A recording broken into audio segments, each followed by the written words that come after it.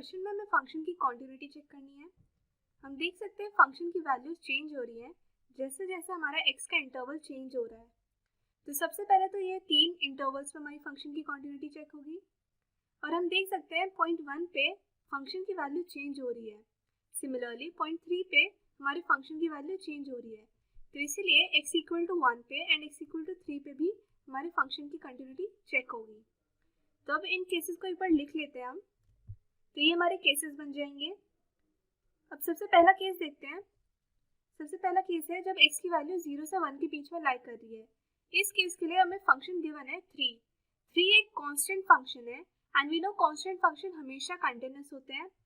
सो इसलिए हम बोल सकते हैं कि x की वैल्यू जब 0 से 1 के बीच में लाई करेगी हमारा फंक्शन कंटीन्यूअस होगा।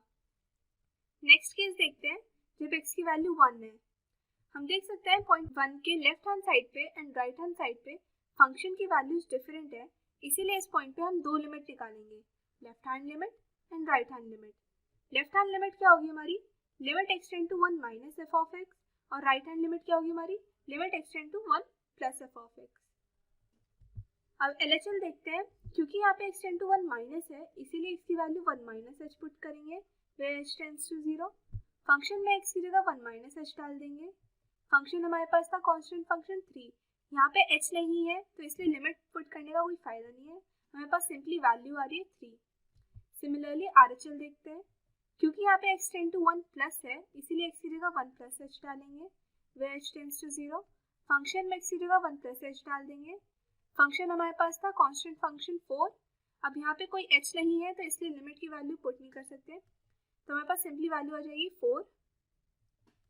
तो हम देख सकते हैं हमारा LHL is not equal to RHL आ रहा है, इसीलिए we can say that a function is not continuous at point x equal to 1। Next case देखते हैं जब x की वैल्यू 1 से 3 के बीच में है। इस केस के लिए हमें फंक्शन गिवन है 4 एक फिर से कांस्टेंट फंक्शन है और इसीलिए ये भी कंटिन्यूअस होगा, इसलिए we can say our function is continuous जब x की वैल्यू 1 से 3 के बीच में होती है। नेक्स्ट केस देखते हैं व्हेन x इक्वल टू 3। हम देख सकते हैं पॉइंट 3 के लेफ्ट हैंड साइड पे एंड राइट हैंड साइड पे फिर से हमारे फंक्शन की वैल्यू चेंज हो रही है, इसीलिए इस पॉइंट पे दोबारा से हम दो लिमिट निकालेंगे, left hand limit and right hand limit. Left hand limit क्या होगी हमारी, limit x tends to 3 minus f of x, और राइट हैंड लिमिट क्या होगी हमारी, limit x tends to 3 plus f of x. Same करेंगे हम LHL निकालते हुए। क्योंकि यहाँ पे एक्सटेंड टू 3 माइनस है इसलिए x की जगह 3 माइनस एच पुट कर देंगे फंक्शन में। फंक्शन हमारे पास कांस्टेंट फंक्शन 4 है, सॉल्व करेंगे तो हमारे पास वैल्यू आ रही है 4। सिमिलरली RHL देखते हैं। यहाँ पे एक्सटेंड टू 3 प्लस है इसलिए फंक्शन में x की जगह 3 प्लस एच डाल देंगे।